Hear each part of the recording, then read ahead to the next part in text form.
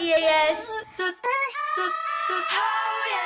Just wanted to remind you that in 2 weeks, Parent Observation Week is coming up from March 9th to the 13th, And that just means that you can come in for the last half hour of your kids' class to just see kind of what they're learning, what they're doing. So, yeah, feel free to come. Get excited for spring break, which is for Scottsdale, it is March 10th, and for Mesa campus, it is March 16th through the 22nd.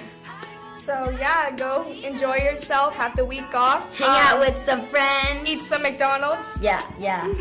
Cheap. Last 2 things.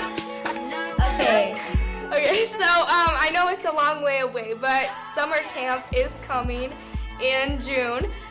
It's the 8th through the 25th. Just keep an eye out for that, and you'll be able to register online, and you won't regret it, I promise. Save up your babysitting money. And one more thing, finally, the Christmas DVDs are ready for pickup, and you can pick them up upstairs. But if you have any questions, message us on Facebook, and check out our website and email us if you have any questions. Peace.